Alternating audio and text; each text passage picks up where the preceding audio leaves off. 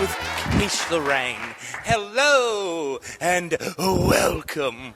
Tonight, my guest, I do not know. I do not know this person sitting across from me, but by the end of this episode, I shall. Correct? Hopefully. Yes. Everyone, this is a Jupiter Hi. Fleming. Yeah. Say hello. Hi. Hello. Since I know nothing about you, tell me who Jupiter Fleming is.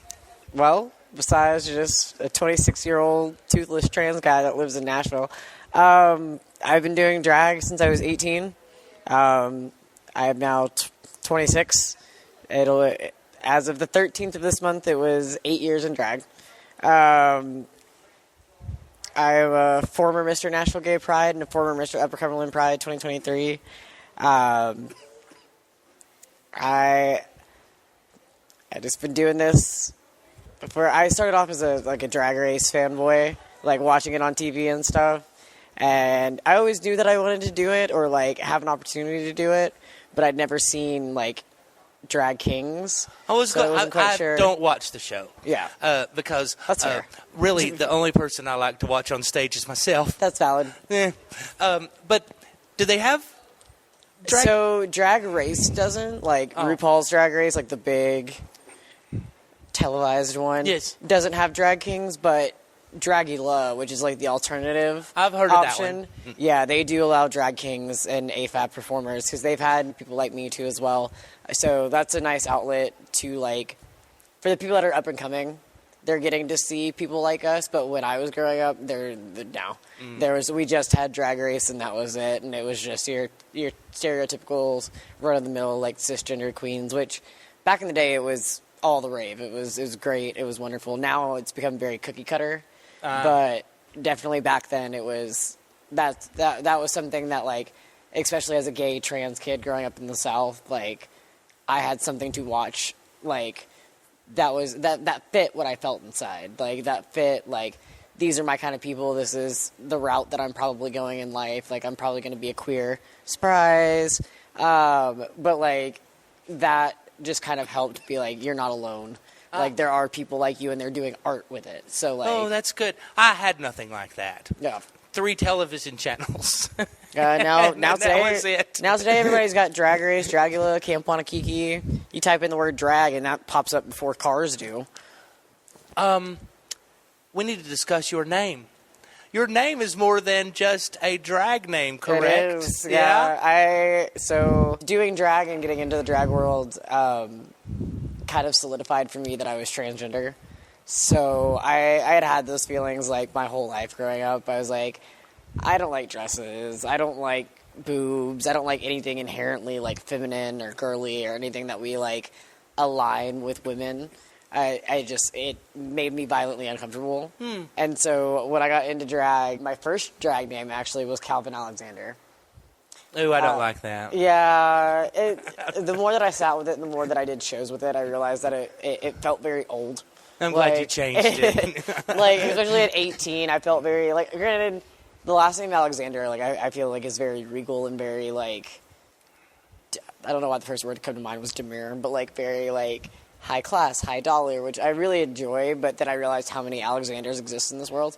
And I was like, maybe not. There's at least 70 of them in Knoxville. Exactly. Yeah. Which we love all of them. But, like, maybe not being an Alexander. And then Calvin was just a play off of, like, what my dead name was. Like, it was something that was easy. I took steps, really, and, like, finding out who I was, like, especially with my name. And then I reached a point where I wanted to change it, and we were actually being DJ'd by a DJ whose name was Venus.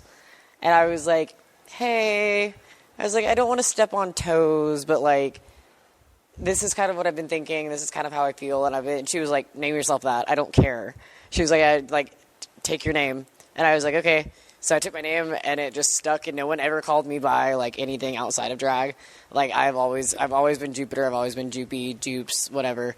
Like, it's never been, like, even if I did pick an actual name, no one would ever call me by that. So, like, I looked at Jupiter and I was like, you know what? I can just pick a middle name and just like stick it in there and make it like legal. So that's exactly what I did. I was like, I'll just take my drag name and make it my actual name at this point. So in real life, if I ran into you at the condom section at Walgreens, you are Jupiter Fleming. Yep. In real life. Well. Yep. On and off stage, I tell people all the time, like, the person that you meet on stage is the person that I am in real life. Because, like, I know that there's people out there that, like, have two separate names, and they're very, very much about, like, keeping them separate. They don't want to be, like, with my partner, she's very much Salem Lestrange, and she's very much Brooklyn. Mm-hmm. Like, they might look alike, and they might be the same person, but they are two very distinct characters. For me, I was like, I am, like, one, that's way too much to deal with for me. It's way too much to keep up with. I have way too small of a brain for all that. Like, the people that have, like, separate drag accounts on everything, they're, like, separate Instagram, separate Facebook. No. I have way too small of a brain for all of that. So I was like, you know what? I am who I am.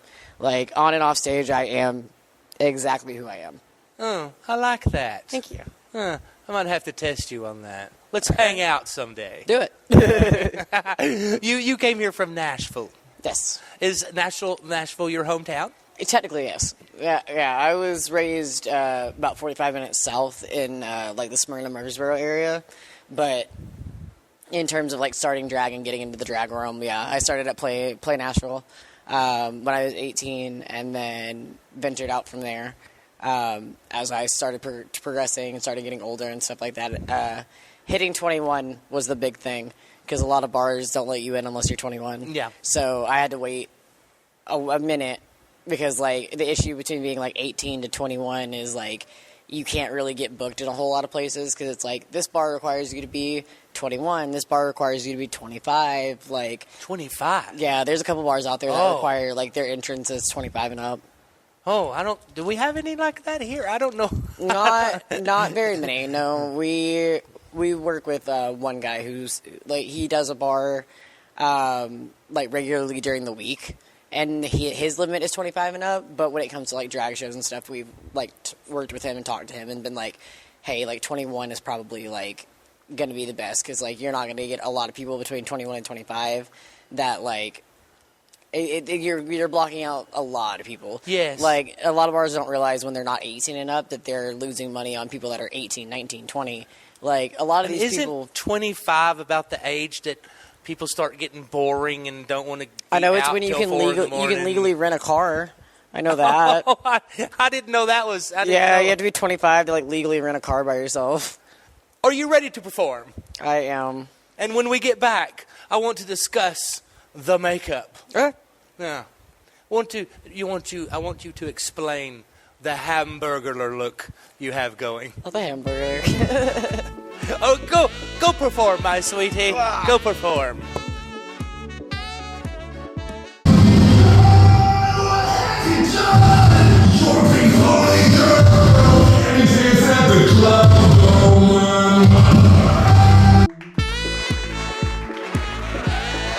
Welcome back. Thank you. Great performance. Thank you. I'm contractually, I have to say that. Yeah. Would you like to refresh with a snack? Oh, some ramen. A bit of ramen. Oh, I will give you a brand new shiny quarter if you open that and pour the whole thing in your mouth. Absolutely. That's how we know. Too late. He's going for it.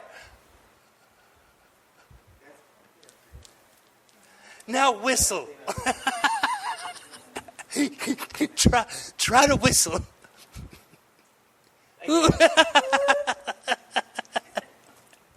That's like. That is like the cinnamon challenge. Like when everybody was eating spoonfuls of cinnamon, just way more seasoning. 100%. 5 times your daily allowance of salt that you just swallow. You know, we do. It's like chicken noodle soup, just like on the roof of my mouth. So it is a concave of flavors that just keep cycling through? It just tastes like microplastics. It's just microplastics at this point. Yeah. Yeah. You can have something to drink. Sippy.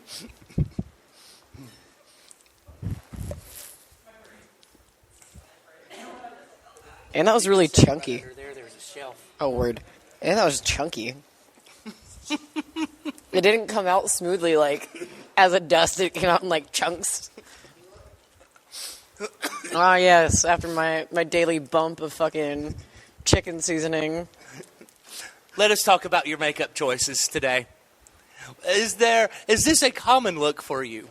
No, but it's one that I do if I'm like short on time, or because I'm usually very eccentric. Like I do my eyebrows. I wear eyeliner, which is not a common thing for a lot of kings. I'm very heavy like in this area, but when I am in a pinch or when I need to do something quickly, I just block all that out because I'm one of those people that is very like perfectionist with my eyebrows. So, wait, come close. Close your eyes. Oh, what do you use on your eyelids? Water-active paint. Like literally, Mayron makes like these things called Paradise paint. We will compare notes. Because I use a water-based paint, but see, mine it'll eventually come up like that. It'll eventually, oh, yours will too? Yeah. Oh. It just... Because sometimes mine goes so bad, I blink and it still looks like my eyes are open. Yeah, I've had that happen before. Usually if you put like less water in it, if you make it a little bit thicker, it'll stay a little bit better. I'll show you what I'm using after the show. I got you. Have you had difficulties in your drag career? Yes. I mean, I feel like everybody... Okay, we'll start here. If a performer ever tells you that they don't have problems, they're lying. Everyone has their ups and downs. Being male-presenting in a world that is predominantly, like, you think drag and people think, like, drag queens, like your Rue girls, very pretty, very high class, very high dollar. A lot of people don't think that, like, male-presenting drag is worth it in the same way. Like, you have to fight very hard and work twice as hard to prove to people that you belong somewhere. Like, I know that sounds really weird coming from, like, we're in the gay club, and, like, we should all be accepted here, and we should all be, like, kumbaya or whatever, but it's... No, it's very not. Like, it is in a lot of places. Like, don't get me wrong. Like, I go a lot of places, and they're like, wow, kings, like, we love them here. Like, it's great, whatever. But there are definitely places that you walk into, and it's almost, you could take that tension out with a knife. Like, it's very, you walk in, and you can tell that, like, your cast of queens that you're working with are looking down on you in some type of way, or they're very, like, you'll get spoken to like you're very beneath other people. Does that still happen frequently? Has it gotten better over time? It ranges, really.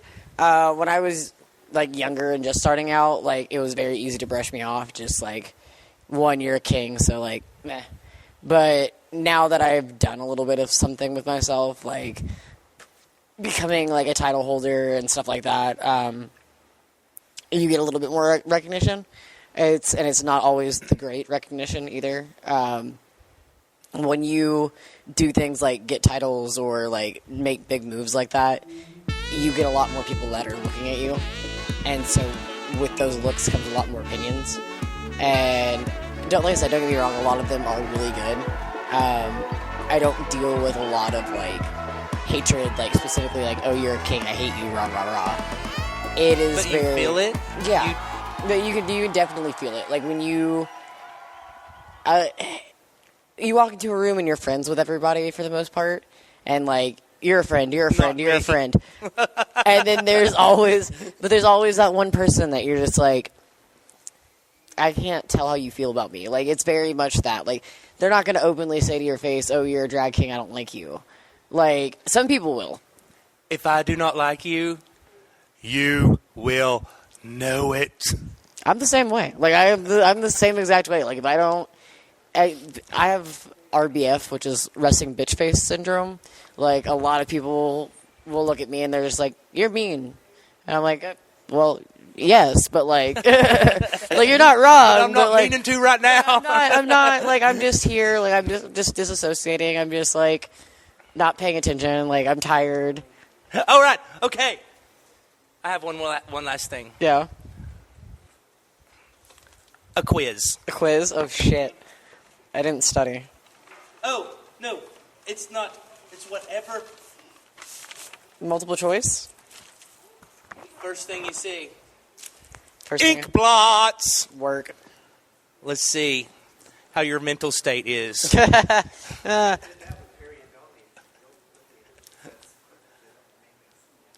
Yeah, I should have. Okay. What do you see? Okay, so this looks like a woman. You can't overthink it. These It's are going to like- be the first thing that comes to your mind. The two women on a tree. Or a cutting board. Okay, wrong answer. What do you see? An eagle. It's a bird. No, what do you see? Shoes. Shoot. And nobody sees the same things. I'm kind of amazed. I'm going to turn this one this way. Okay. We use these on someone else, too. Okay, that looks like a smiley face. That looks like a Oh, jack-o'-lantern. that's why I turned it Looks that like way, so jack-o'-lantern. you wouldn't automatically see. That's where my brain goes. It looks like a jack-o'-lantern. Oh, okay. What is that? That also looks like a bird. These could all be birds. These could all be, like, different types of birds. Do you have a bird fixation? No, I don't know anything about birds. Birds are actually kind of terrifying, I'm not going to lie. Okay, in my estimation, you failed that test. Yeah, that's I normal. was not pleased with any of those That's answers. normal. But we are finished. Woo! Did we have an excellent time being had on a the great show? time. Oh, Jupiter Fleming. People think he looks angry and mean. I think you are cute as a bug in a rug. Oh, you don't lie to me. So sweet. Ow. Touch me. Thank you. Connects. Thank you for coming to the show. And we will see you next week. Bye-bye. Bye.